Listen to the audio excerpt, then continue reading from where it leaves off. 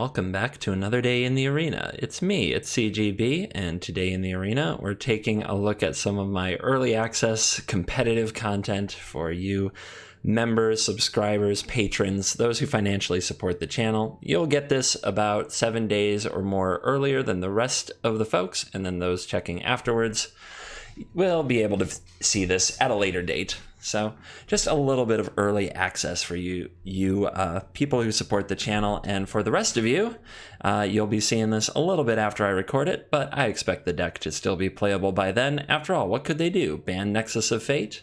This is a best of 3 deck, and we're taking a look at a Nexus list. This one in particular went Bant. It has Revitalize for the red matchups. A Deputy of Detention is actually the win con, so it can get rid of a troublesome permanent and beat the opponent to death once you've locked them out with the Nexus Teferi loop.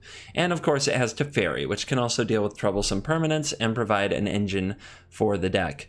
Now, Nexus of Fate is under siege in the new set thanks to a few cards. Teferi Time Raveler being a key one. This card shuts down the ability of Wilderness Reclamation to make a bunch of mana for the Nexus player, so you need a few ways to get rid of it. A Deputy and a Teferi are sort of there, but they can also just get ahead if the opponent has this going. Teferi can pull you out of some tough spots. Another problem with this card, Root Snare. Root Snare becomes dead against a Teferi Time Raveler, so that will be a big challenge. Tamiyo, Collector of Tales, however, is a good tool for the Nexus deck that's trying to keep it in the game, and I'm really curious to see how things hold up. Going down to 3 Tamiyos and 3 Escantas so as to add white and play some Teferis is an interesting concept, and Brad Nelson was the one who ran this in the MPL, so the Magic Pro League interleague play. He's the only current undefeated player in it. He's run a different deck every week. He only ran this for 1 week, but it got the job done, and I'm really curious to see how it performs on the current ladder. Moving over to the sideboard, we have 2 Bond of Flourishing, more life gain, and just more ways to find key permanents if those are what you sideboard in. Dovin's Veto fights counter mirrors and hopefully can counter the Time Raveler. 3 Deputies of Detention surely come in against decks that don't have easy red removal for the Deputy. Time Ravelers of your own can help battle other Nexus decks, battle other tempo decks, and give you a just way to combat any counter decks that arise. Honestly, Control is one of Nexus's stronger matchups, so having counterspell based control almost removed from the meta by this card is actually part of the thing that's making Nexus a tougher deck to play than it even was last format, despite having new tools. However, there's still some more creatures here in the sideboard to create a whole different avenue of attack.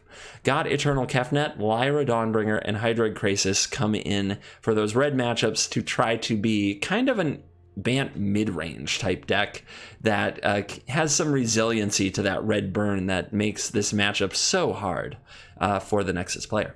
So, with that all said, let's go get a match on the ladder and see how we do.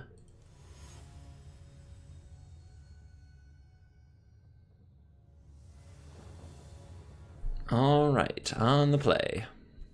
Well, we got the 1 Deputy in hand, and it's a slow hand, but I don't think you mulligan it. This person's playing mono red because everybody in this event apparently played mono red. It's the only deck I've seen played by people who use these sleeves.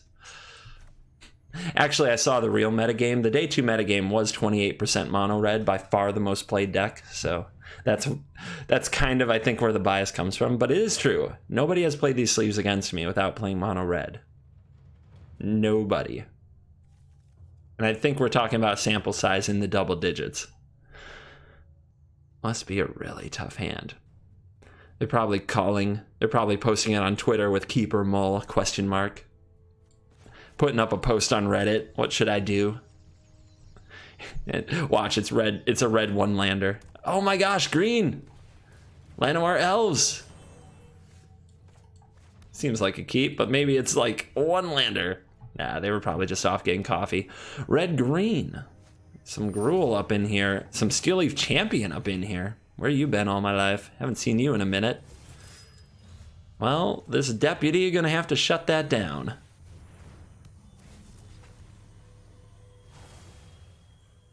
Let's hope it's not a Lava Coil, because decking the opponent in time would be very hard, as this is my win con. Nullhide. Hoodalade. All right. Next up, I guess, is Chemist's Insight. While taking a beating, gonna need a Wilderness Reclamation. Gonna need Root Snare. Root Snare is great against these decks if we can find it. 6/6 raw. No thanks. Don't want to block and give you back your Steel Leaf Champion just yet. And what monster is the follow-up? You got a Ghalta? My turn. Interesting. What's going on with that? We got an instant? Collision Colossus? It could just be holding priority because of the Nullhide's ability, so try not to jump to some conclusions here. All right, we've got Root Snare. And Root Snare means we can play Teferi, draw a card, untap, and Root Snare. It's pretty great. Sorry I'm late. No time for a break. And another Root Snare. Brutal. Do we attack? I guess there is a potential for shock that we don't want to run into. I guess shock could go at Teferi or Tamiyo, but yeah, let's just not attack.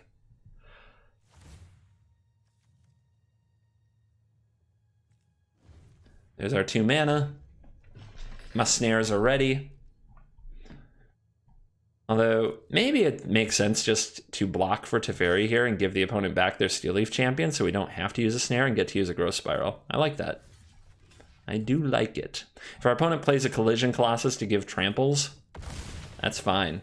Now you might say, but Deputy's dead. How will you win the game with it if you need to? Tamiyo can return the Deputy to my hand. Oh yeah, being the Nexus villain.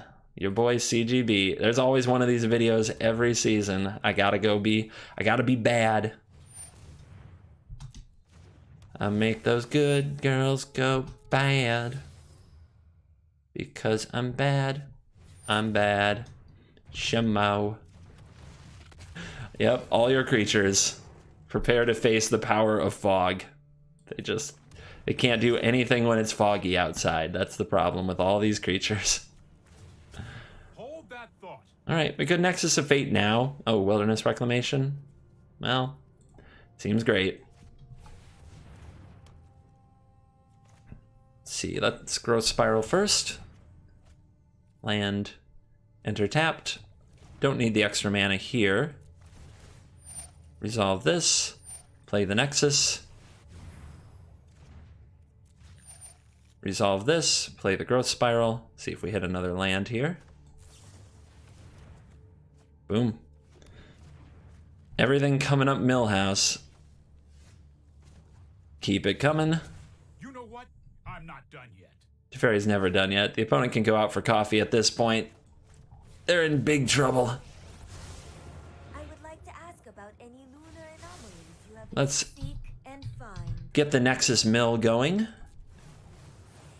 We whiffed this time, but don't worry. Far from over.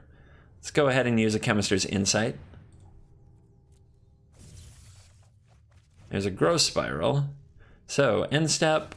We'll just tap this for blue. Hit the Resolve 1. Fire off the Growth Spiral just in case we hit a Nexus here. Nope. Enter tapped. And now, I guess we may as well untap these lands, but we don't need all that mana. We'll just kick it on over to our opponent. Throw off a Root Snare if you want to attack. I know, getting their stuff tapped makes it easier for Deputy, but I'm trying to be nice and make them not have to go through choosing.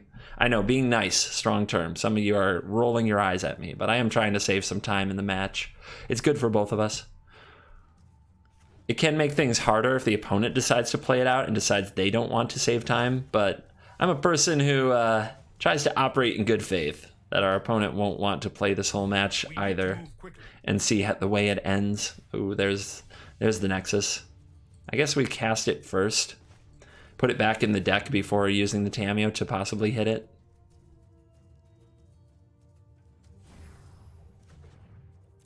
Shuffle, Nexus.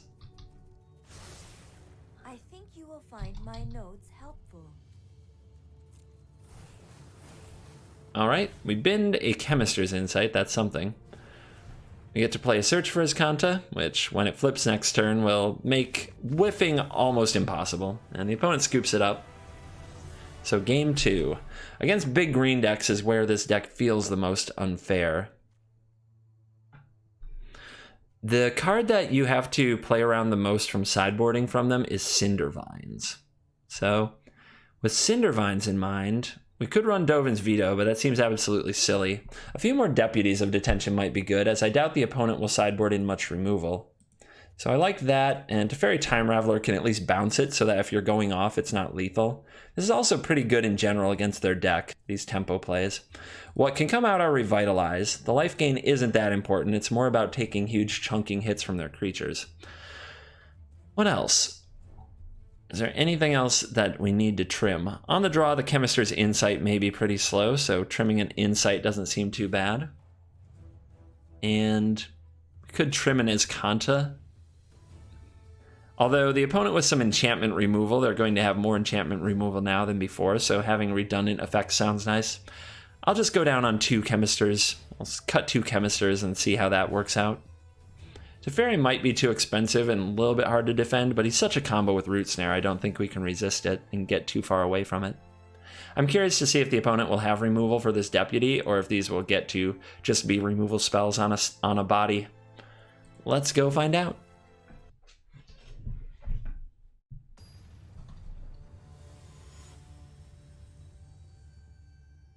Another card I might have wanted is God Eternal Kefnet, just because that body can take on a lot of things, but it only trades with the Steel Leaf Champion. It gets run over by Nullhide, it gets run over by Ghalta, so I don't think it's quite there.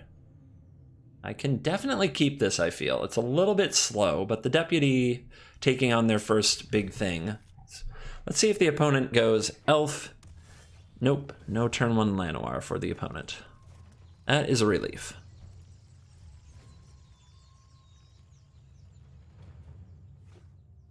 In fact, tap land is not the pressure they're looking for. So they must be piled up on like some kind of specialized removal spells. They would play a Cindervines there if they had it, though. I'm really not sure what to expect from here. Another land I don't think is what I need at all. So we can graveyard you. Arbor, sure. Let's keep the Blast Zone concealed. I don't know if or where Blast Zone will matter in this matchup, but we may as well hide it. Deputy on turn 3, slow that champion down for the second game in a row. Here is a Llanowar Elf and a Llanowar Elf. Well, I think Blast Zone is ready. Is it worth it, though? Well, I'm about to play Wilderness Reclamation. If I get to keep it, having 2 Nexus is very good, but I think right now I should bin it. I think I can make better top decks. I have regrets. Search for Iskanta is not that much better. Is it worth blowing up 2 Llanowar Elves with a Blast Zone? When you think about the big things they can do with mana, it's not that threatening. Ghalta? I mean, Ghalta's scary, but still a long ways off. So instead, since I don't have a payoff for the mana, I'm going to play a Tamiyo. Some hesitation here, possibly some burn about to come my way. Oh my goodness. I guess a lightning strike on the Deputy would be epic. Like the phases of the moon. So let's fill the graveyard for this Iskanta. What are we naming? Root Snare has to be the best, right?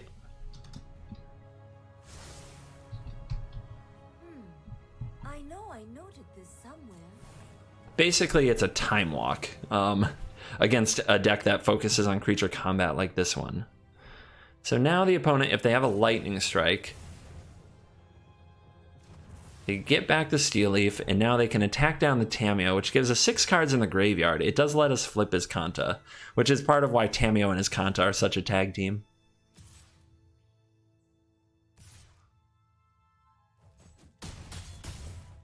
And the Iskanta value is gonna get real. There's Vivian Reed. Oh my goodness, nice. The opponent brought that in to deal with enchantments, and it looks like Iskanta is going to catch it on this occasion. So do I go for the Wilderness Reclamation, take a big hit, or do I go for the Iskanta and flip it? The hit isn't that bad. And if the opponent is going to plus this, then this flipping isn't so bad. Like, we want to get it flipped ASAP. Kick it on over. 7 cards in the graveyard. No one knows the wilds like I do. Well, let's see what you find in the wilds. You'd think that Vivian would be all about wilderness reclamation, not the one to destroy it.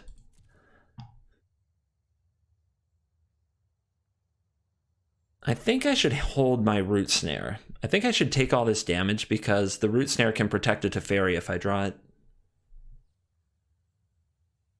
Oh, the opponent's thinking.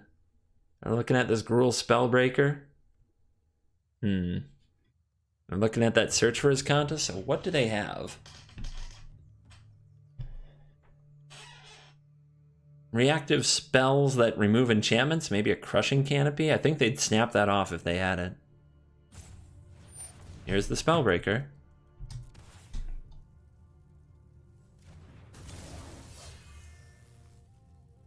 Here comes damage. But yeah, I'm gonna hang on to that Root Snare for another turn. Azcanta. Land. The land does allow us to shock ourselves and go straight to Nexus Town, but I don't believe we need it for that. We'll have 2 lands, 1, 2, 3, 4, 5, 1, 2, 3, 4, 5, 6, 7. Yeah, we don't need it. Do we need double white for anything? No. Graveyard. Second Wilderness Reclamation. Well, let's start there. Put a stop on that end step. Opponent with some instant here. Might be trying to interfere with my plans. But getting to fire off one of these Nexus seems perfect. Trigger on. Resolve. After those awkward manual taps. Nexus of Fate. On to the next one.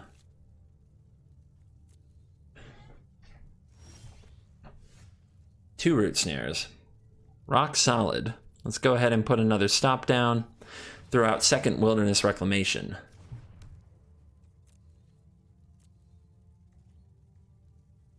Alright, go to end step, add the triggers to the stack, and add the mana manually. Alright, I'll just straight cast the Nexus of Fate first, rather than add all the mana, then untap all the mana. And that's going to do it. Opponent too frustrated to play Magic anymore, knowing there's a Root Snare, knowing there's an Azcanta untapping multiple lands, to search the deck and keep the gas coming. That's going to wrap it up. Hey guys, I hope you enjoyed the gameplay. I'm going to add some sideboarding talk here before I wrap the video, and just let me know what you think of the sideboarding talk. I know that you'd probably love more gameplay, but the amount of time on the videos matters a lot. I don't really want to make a bunch of hour-long videos, and often playing best 2 out of 3 matches, you never quite know what you're going to get. It's also really sad when I invest in a best 2 out of 3 match only to have it be too long for the video or have very sad mana screw type endings for either player in like crucial games. So I'm trying to avoid that by including a decently length match and some sideboard talk. Let me know what you think in the comments. So I wanted to cover red aggro. It is by far the most popular deck out there. You play against it a lot, best of 3, or I love that I put red aggro. I meant to put Fanatical Firebrand, because this little monkey to me is always the mascot of the deck, but I just want to throw that up there so be like, against this enemy, this is what we do. So it's always the most popular deck, best of 1 or best of 3. And against it, what you need to do is not make as many changes as you probably think.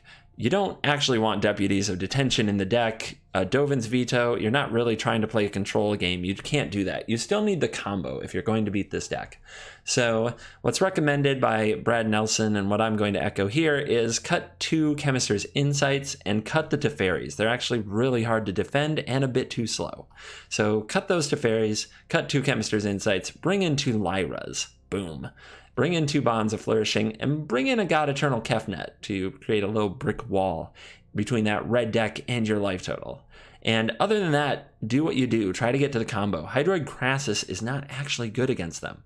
This card is a ton of mana to gain a little bit of life. And usually when you spend that much mana and are tapped out, the red deck can just smash right through you. Plus, getting to that stage in the game is really hard. If this is your turn 4 or 5 play to gain 1 life, draw 1 card, and make a body that's easy to kill, you're not really doing it against the deck. This isn't a ramp deck. Its only real ramp are the growth spirals.